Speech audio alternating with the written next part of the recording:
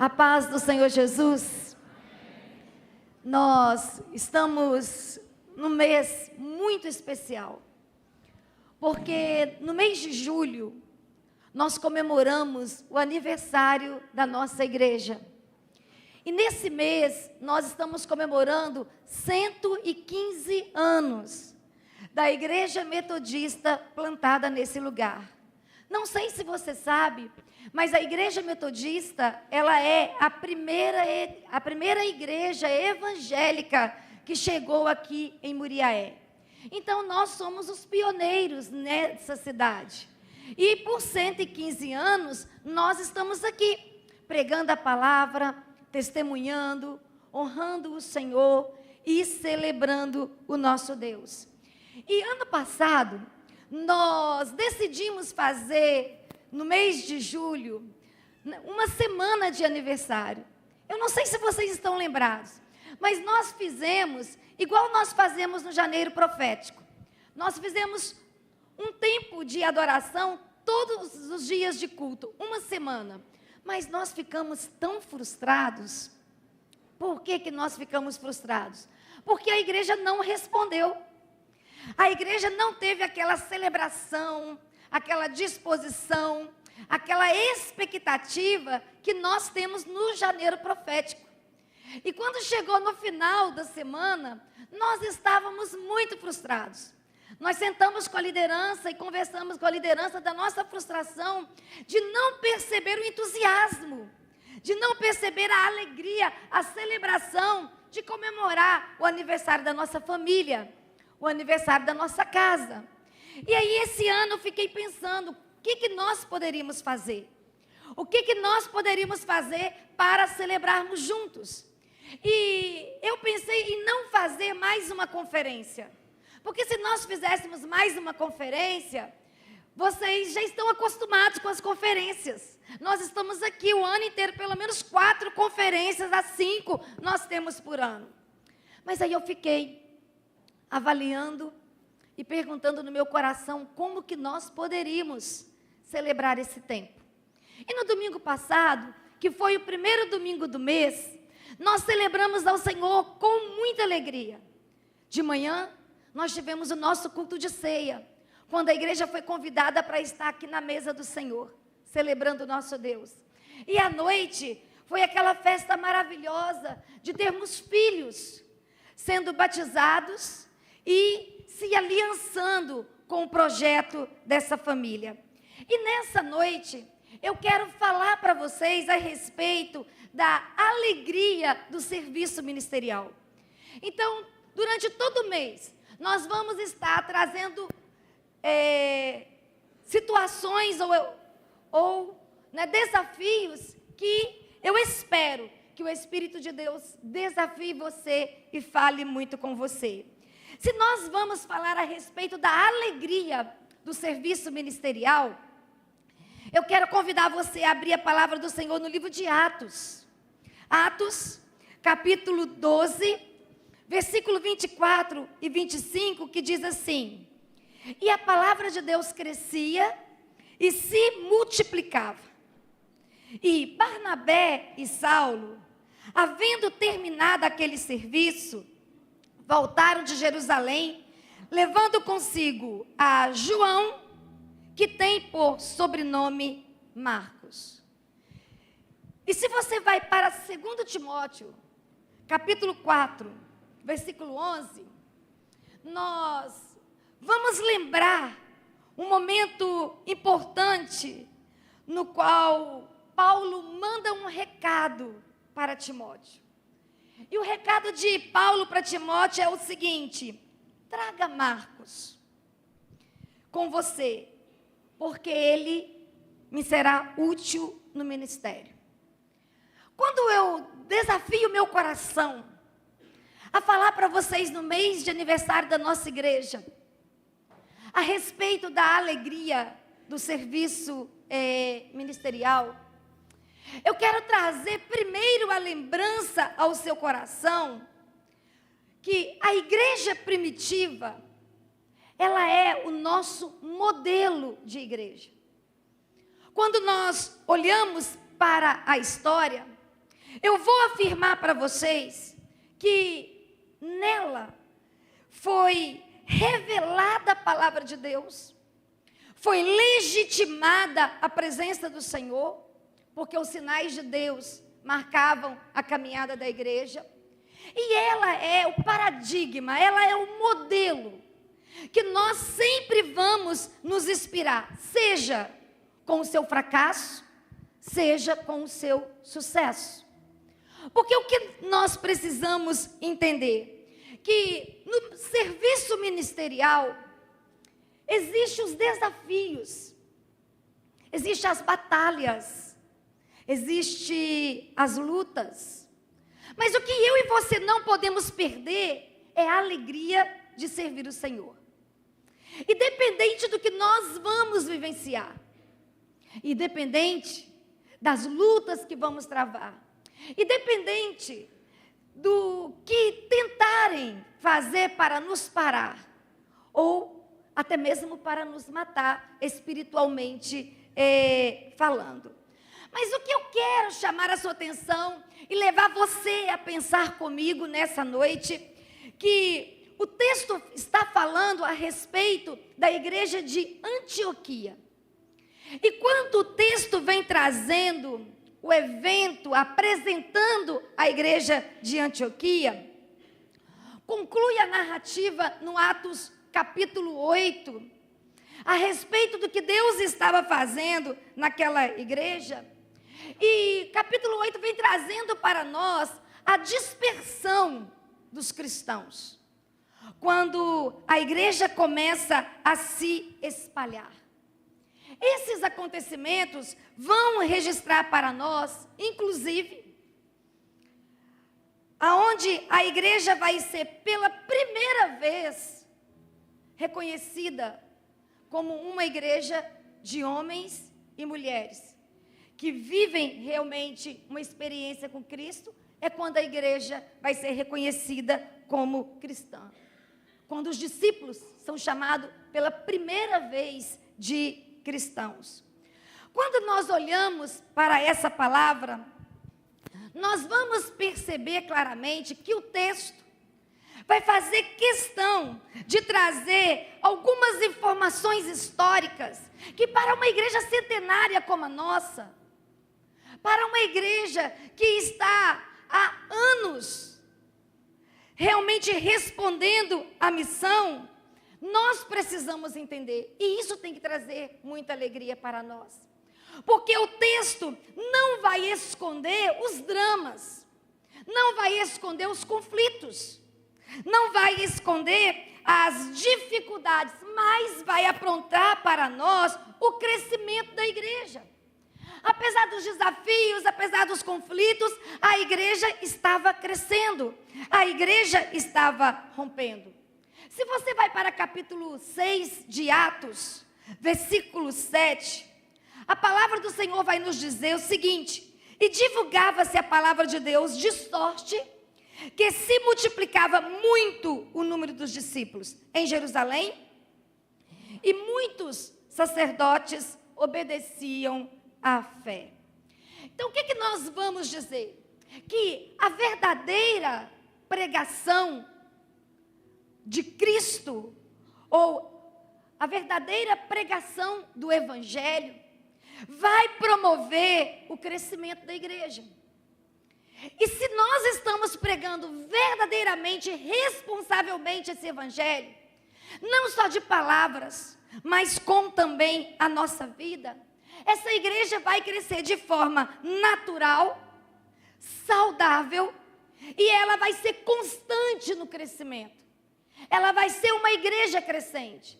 Ela não vai paralisar, ela não vai parar de crescer, porque o Evangelho está sendo pregado com responsabilidade. E nesse mês de aniversário, 115 anos, nós vamos precisar nos alegrar com Deus, porque nós queremos falar do serviço, mas nós queremos falar da alegria, nós queremos falar do entusiasmo.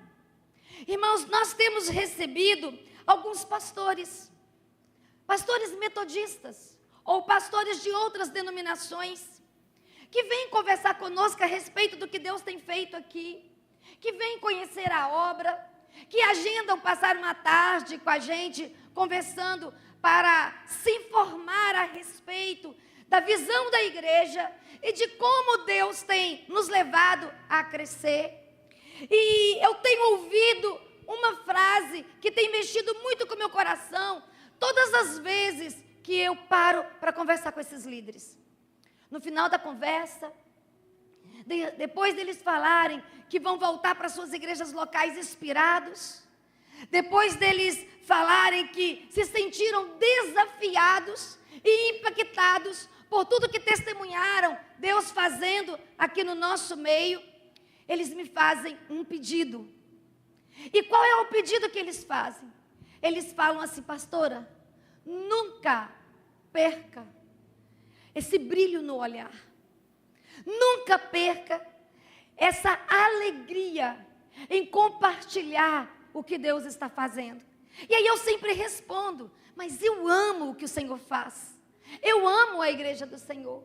E elas sempre respondem: é visível esse amor está nos seus olhos. Mas nunca perca essa alegria. E aí eu posso responder para você, se você me perguntar: pastora, é fácil? Não. Foi fácil chegar até aqui? Também não. E chegar até o destino que o Senhor tem para nós, também eu acredito que não vai ser muito fácil.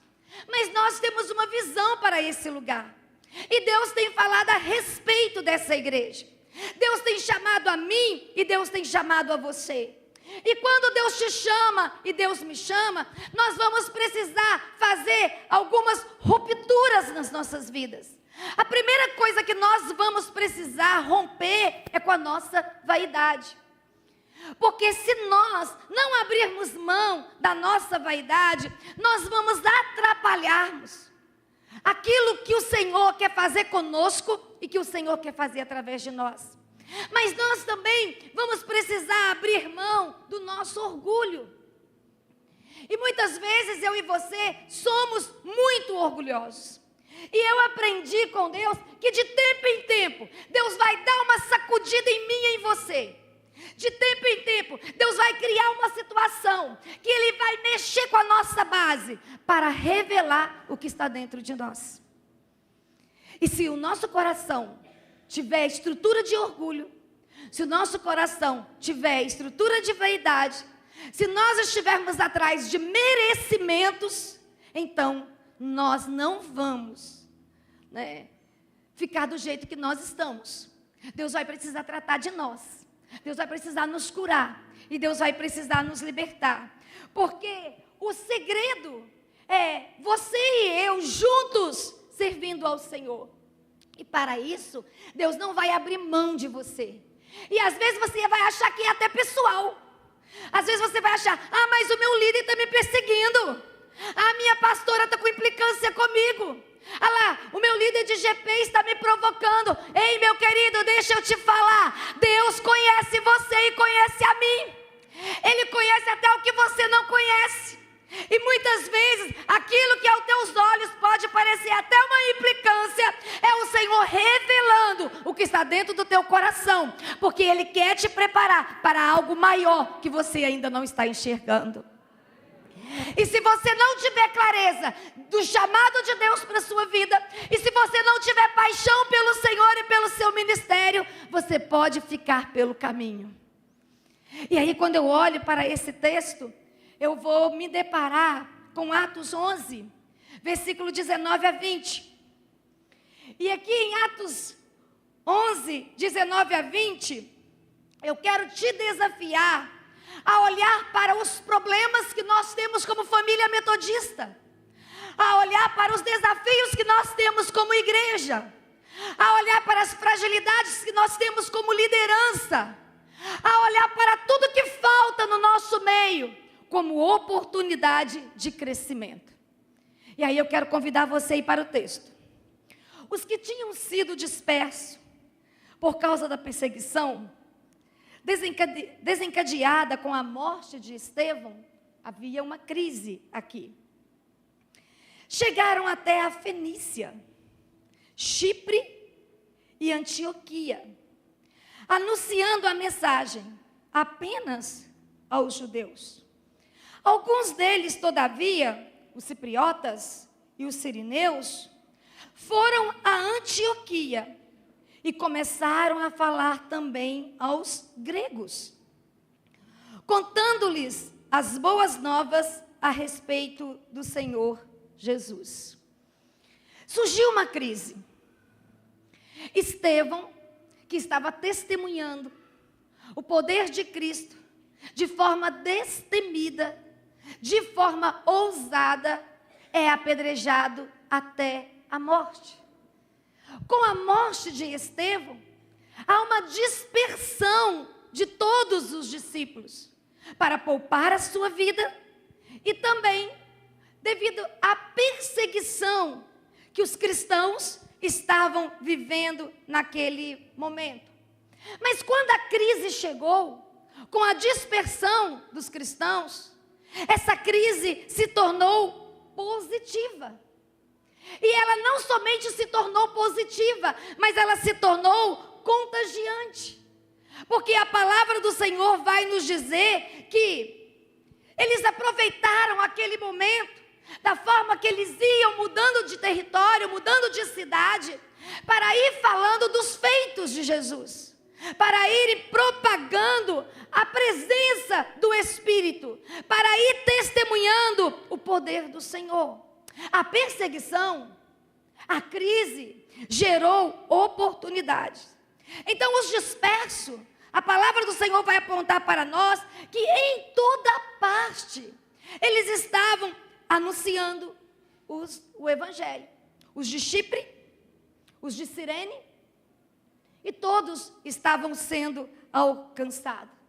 E aí esse momento vai ser um divisor de águas para a igreja primitiva, porque em Chipre e em Cirene se falava grego.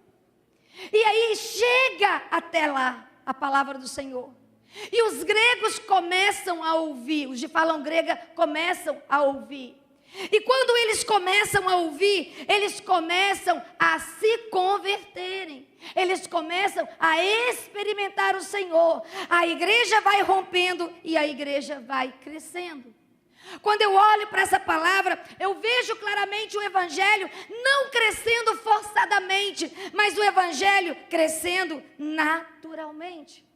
E aí nós vamos para Atos 11, 19b, que vai nos dizer assim, 20b, que vai nos dizer assim, chegaram até a Fenícia, chegaram a Chipre e Antioquia, contando-lhe com as boas novas a respeito de Jesus. E aí o que eu quero desafiar você nessa noite? Uma igreja que experimenta as suas adversidades. Uma igreja que vive a realidade cotidiana que todos nós aqui vivemos. Você tem problema familiar, você tem problema de saúde, você tem problema financeiro, você tem problemas de relacionamentos.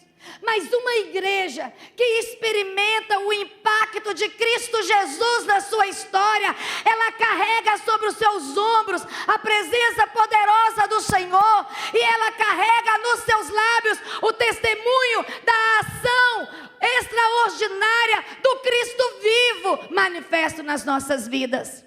Então eu quero dizer para você que as suas lutas, que as suas perseguições, que os seus desafios, que as suas angústias, não é porque Deus te abandonou ou porque o inimigo está furioso com você.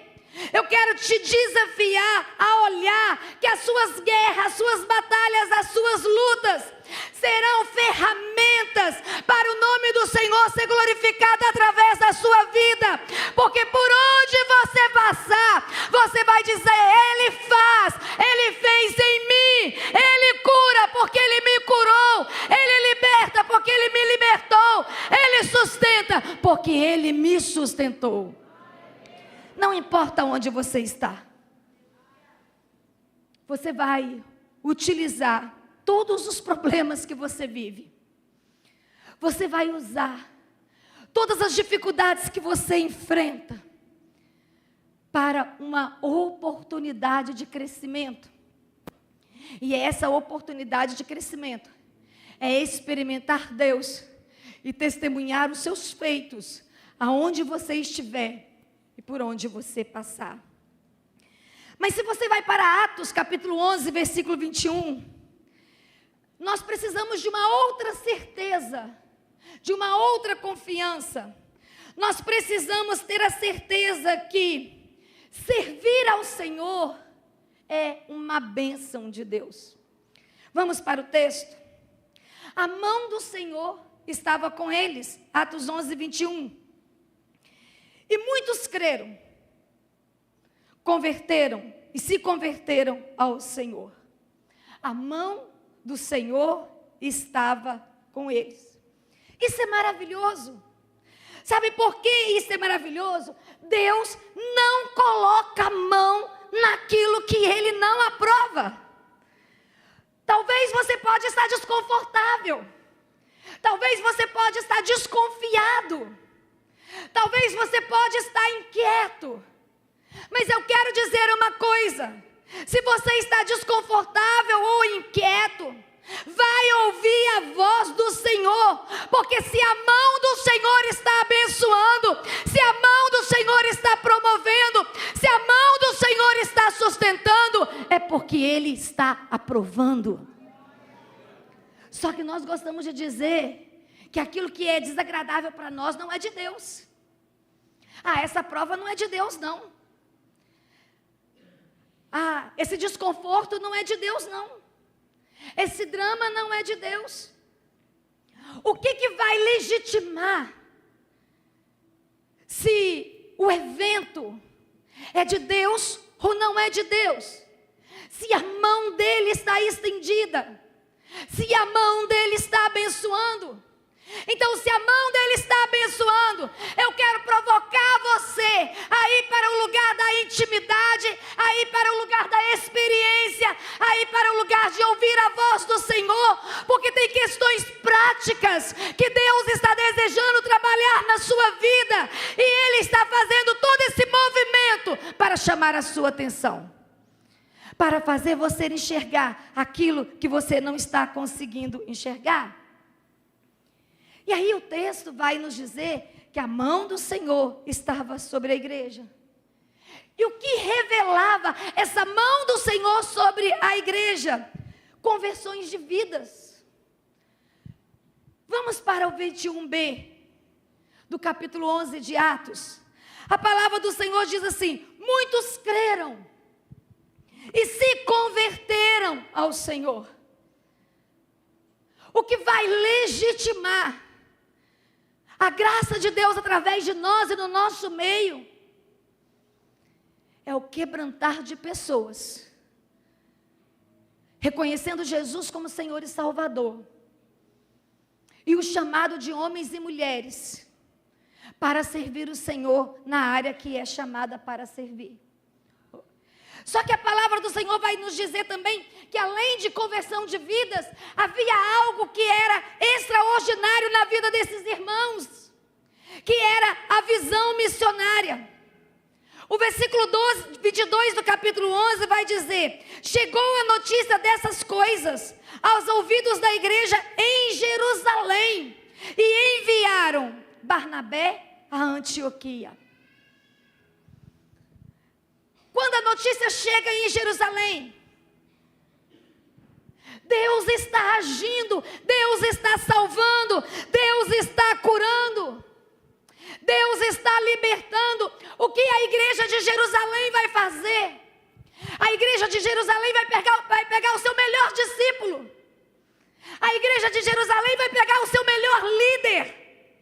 A igreja de Jerusalém vai pegar, vamos dizer assim, o seu melhor pastor, e vai enviar para Antioquia, para que a igreja ali em Antioquia seja consolidada.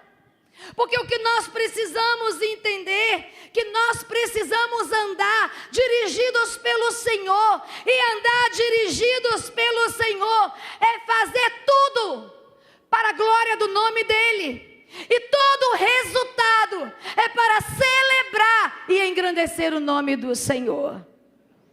Nós somos metodistas. E a igreja metodista não é o filho do pastor, da pastora que vai suceder o pastor ou a pastora.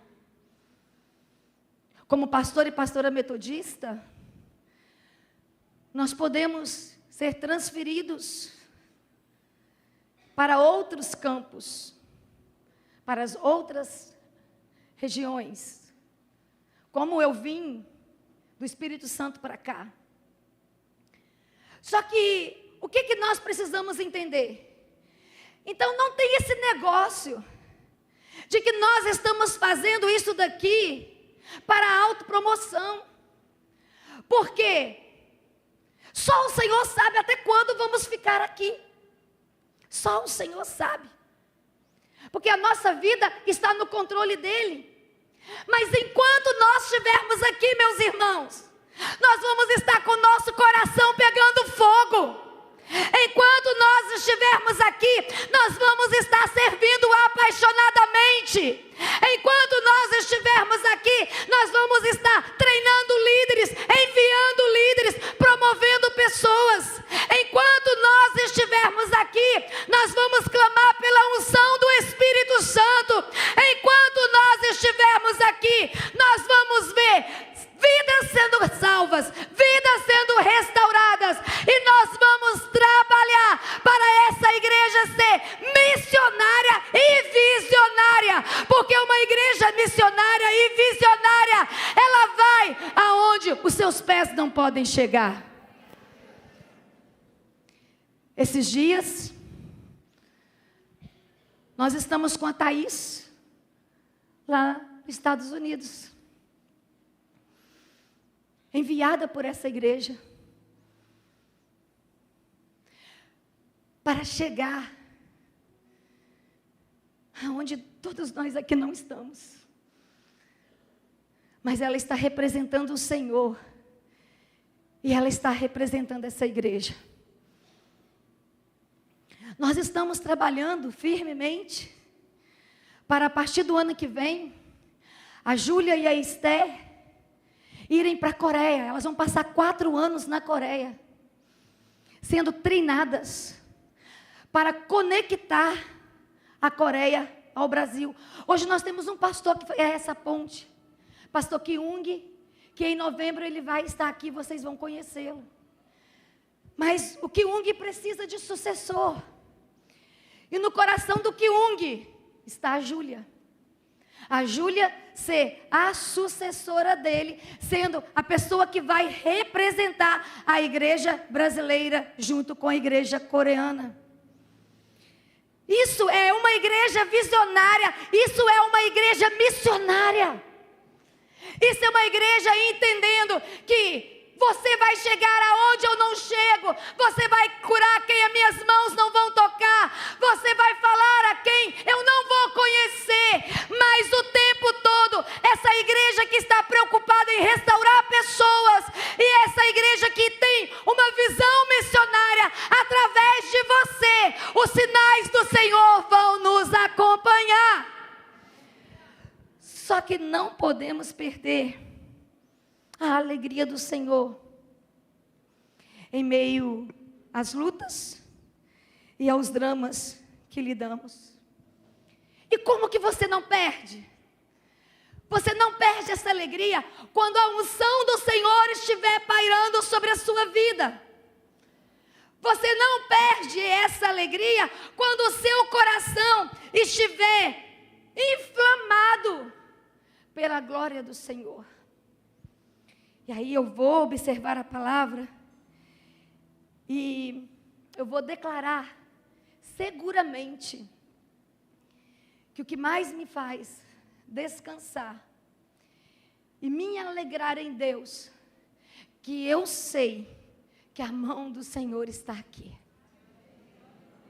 E essa igreja tem testemunhado para vidas serem transformadas. E essa igreja tem se despertado em uma visão ministerial. Vamos para 2 Coríntios capítulo 9, versículo 12. O serviço ministerial que vocês estão realizando não está apenas suprindo as necessidades do povo de Deus, mas também transbordando em muitas expressões de gratidão a Deus. E aí eu vou desafiar você. Porque o que eu e você então precisamos como igreja centenária? E sempre quando eu vou dar meu testemunho fora, quando eu cheguei aqui, como foi desafiador chegar. Quem está aqui desde o começo, sabe de todos os dramas, de todas as lutas. Vocês acham que eu não tive medo? Um dos medos era, como que eu vou pastorear uma igreja centenária? A igreja não combina com o meu estilo, eu sou diferente. Eu cheguei a falar para o bispo, bispo, eu vou matar essa igreja. Essa igreja vai me matar, o meu perfil é muito diferente. Mas ei, irmãos, nós estamos aqui. Eu fui curada e liberta em muitas áreas da minha vida, nesses 14 anos que eu estou na frente de vocês 13, faço 14 em janeiro. E vocês também, tem muita gente aqui que foi curada, que foi sarada, que foi ungida, que foi levantada, que hoje está com o ministério brilhante nas mãos do Senhor, nesse mesmo tempo. Porque a unção que está sobre nós é para honrarmos o serviço que ministramos a Deus. Não pense que vocês estão fazendo para a pastora Rosângela. Não pense. Eu posso dizer para vocês que eu me alegro muito, porque quando eu coloco algo na mão da minha liderança, eles sabem que eu não fico ali 24 horas fiscalizando. Eu confio no trabalho e na integridade deles. Mas o que eu quero dizer para vocês é que existe uma gratidão poderosa no meu coração por tudo que Deus está fazendo conosco. E somos levados, então, a gerar um ambiente de graça no meio das pessoas. E esse ambiente de graça, eu quero convidar você a ir para Atos, capítulo 11, versículo 23. Ali chegando, e vendo a graça de Deus, ficou alegre e os animou, permanecerem fiéis ao Senhor de todo o coração. Então, numa igreja saudável, numa igreja ministerial como a nossa, numa igreja aonde nós estamos desenvolvendo pessoas, nós precisamos gerar ambientes de graças, para que as pessoas possam ser curadas. E nós temos um ambiente de graça. Nós, durante a semana, nós nos espalhamos pelas casas, aqui no templo, com os nossos GPs, os nossos grupos de pastoreio, ou popularmente as células. E esse ambiente é onde você não fica perdido no meio da multidão. Esse ambiente de graça é o espaço para você ser conhecido pelo nome, para que você seja enxergado, não fique invisível. Tem muitas pessoas que entram aqui e saem, que elas ficam invisíveis no meio de nós. Nós não conseguimos acessar os nossos olhos. Eu sempre brinco, gente, eu uso lente. Passou do quarto banco, eu não vou identificar.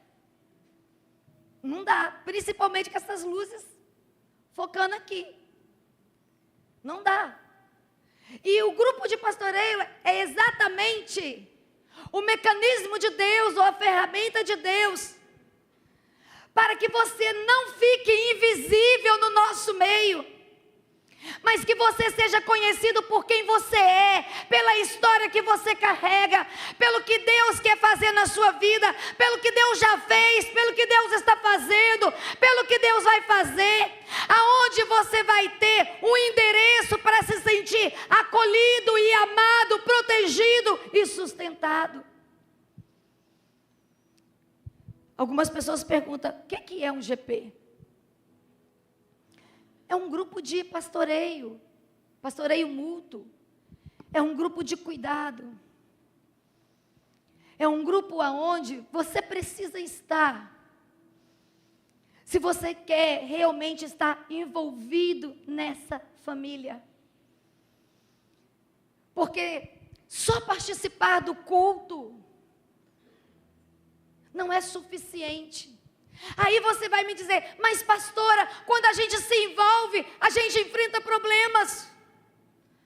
Quando a gente se envolve, a gente enfrenta dificuldade. É isso mesmo, irmãos. Sabe quando aqui no início da ministração, eu uso o texto de Tiago, quando Paulo manda um recado para Timóteo, dizendo, Timóteo, traz João Marcos, porque ele vai ser necessário para mim. Por que eu fiz questão de ler esse texto? Porque Paulo, ele tinha investido na vida de João Marcos. Ele investiu na vida dele para que ele fosse um Timóteo para ele.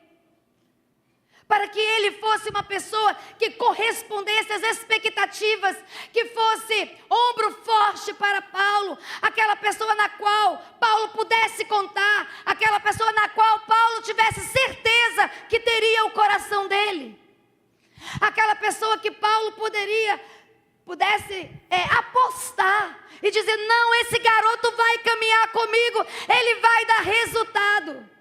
Só que João Marcos pisa na bola. E quando ele decepciona Paulo, Paulo fica muito bravo. E Paulo fala, não quero mais saber de João Marcos.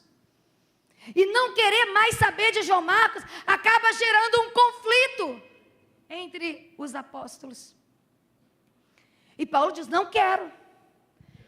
Eu acreditei, eu apostei, eu investi, eu treinei, ele falhou comigo, ele decepcionou o meu coração, então eu não quero mais saber dele. O que Barnabé faz? O que não serve para você pode servir para mim. Se eu não tenho mais condições de acreditar em você, talvez alguém tenha. Porque se você tem chamado de Deus, Deus vai trabalhar você.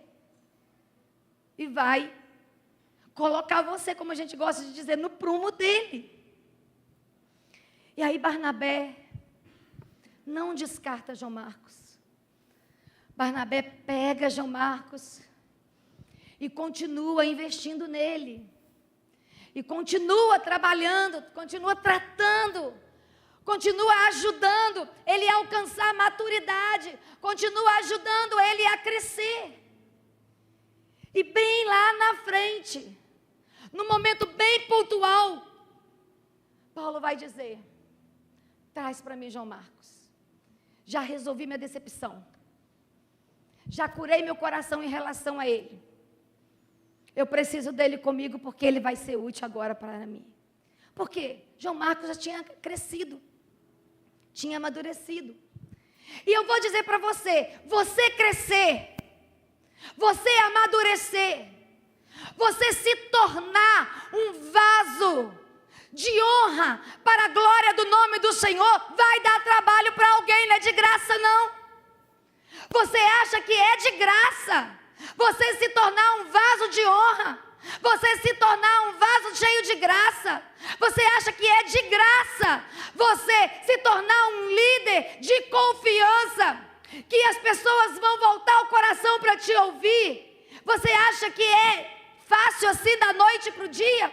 Quantos líderes se levantam aí e ficam 3 meses pregando e cai, 1 ano pastoreando e cai, 6 meses no auge e depois você nunca mais ouve falar? Quantos líderes você conhece?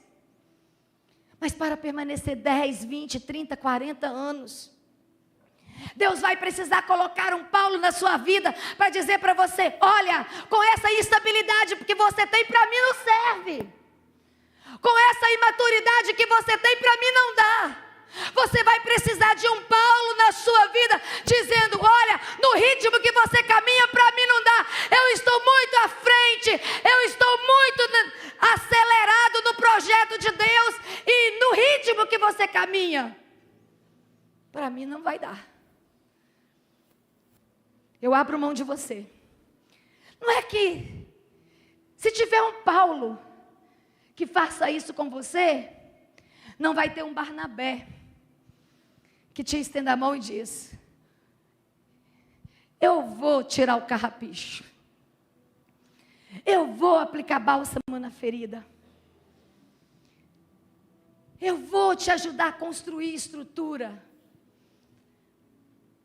para que depois o Paulo da vida que está lá na frente, com demandas bem mais arrojadas, possa olhar para trás e dizer: agora ele me serve. Aprendeu a lição. E o GP é para isso. O grupo de pastoreio é para isso. O grupo de pastoreio é para enxergar o que a pastora não vai enxergar. Tem muita gente boa junto conosco aqui. Tem muitas pessoas extraordinárias sentadas no banco da igreja que eu não consigo acessar dentro da minha correria, mas o líder de base, o líder de rede, ou o líder de GP diz para mim: pastora, começa a prestar atenção nessa pessoa. Começa a olhar essa pessoa de perto. Dá atenção para essa pessoa. E quando o líder chega e me dá uma alerta: pastora, começa a observar essa pessoa. Você pode ter certeza que o meu coração vai estar totalmente inclinado na observação. Porque nós precisamos que Deus levante líderes. Nós precisamos que Deus levante homens e mulheres que vão fazer toda a diferença. Não é na geração futura, não. É agora, é hoje, é nesse tempo. E Deus vai contar com você e comigo. Então o GP é um lugar de cuidado.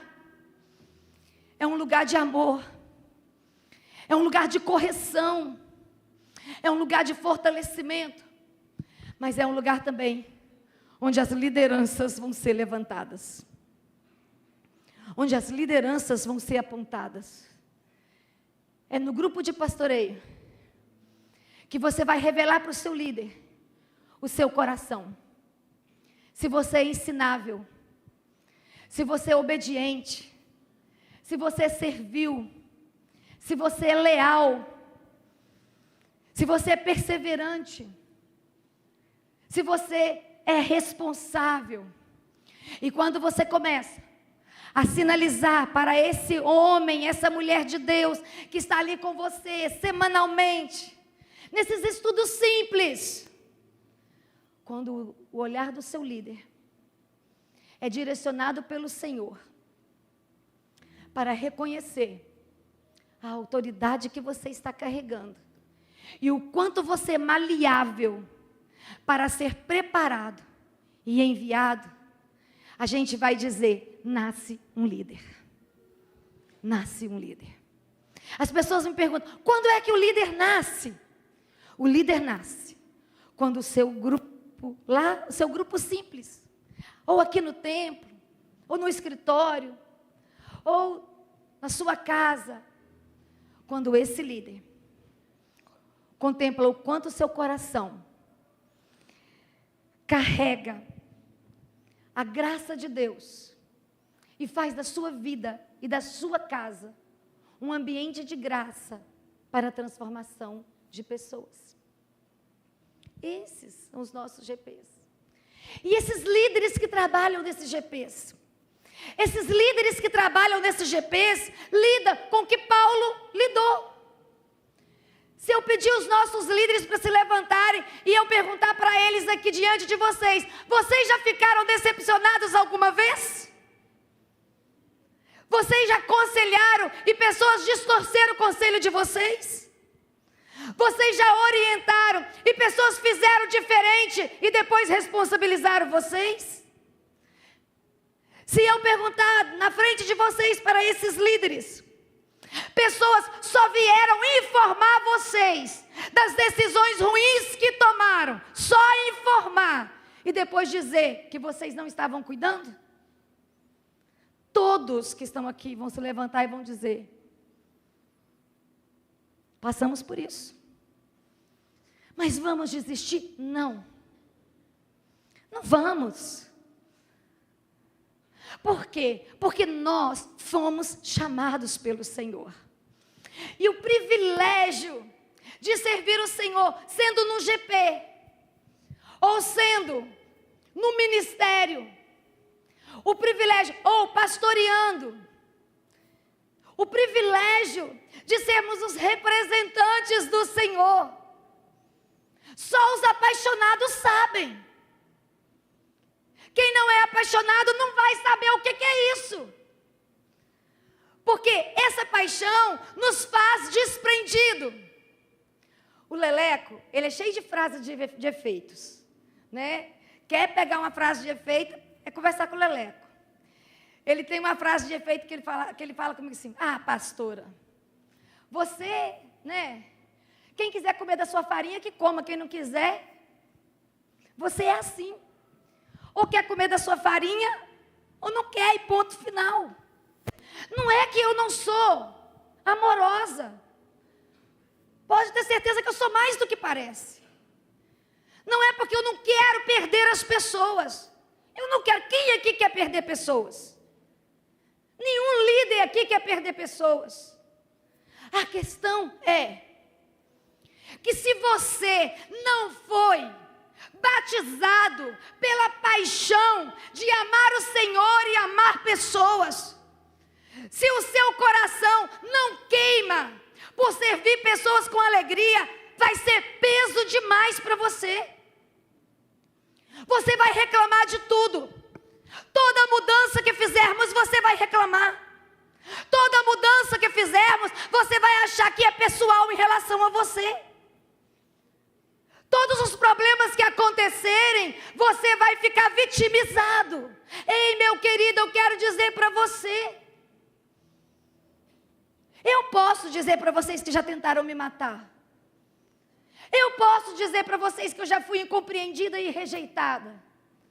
Eu posso dizer para vocês que eu já sofri necessidade de não ter o que comer dentro de casa. Eu posso dizer para vocês que em algum momento faltou apoio e faltou acolhimento. Mas eu estou aqui, meus irmãos. E sabe por que eu estou aqui? Porque um dia o Espírito Santo me visitou. Ele me selou. E o selo do Espírito em mim e o selo do Espírito em você te dá uma paixão por pessoas, te dá uma paixão por vidas, que você eu construo, eu ensino, eu prego, mas a melhor coisa que tem é tocar pessoas para a glória do nome do Senhor. E Deus chamou essa igreja para isso. E você não vai começar aqui pregando igual a pastora Rosângela está. Mas você vai começar encontrando um grupo de pastoreio, deixando pessoas cuidar de você. Você vai começar revelando para o seu líder a verdade a respeito de você mesmo, quem você é, qual é a sua experiência, qual é o seu chamado. E eu vou dizer para você, não é para você compreender, é para você obedecer. E depois você vê o resultado da sua obediência. Vocês acham que eu compreendi quando o bispo me tirou lá de Cariacica e me trouxe para Muriaé? Os antigos aí, Claudinha foi para o monte comigo, Eliel, né? Foi para o monte comigo. Vocês acham que eu compreendi? Não.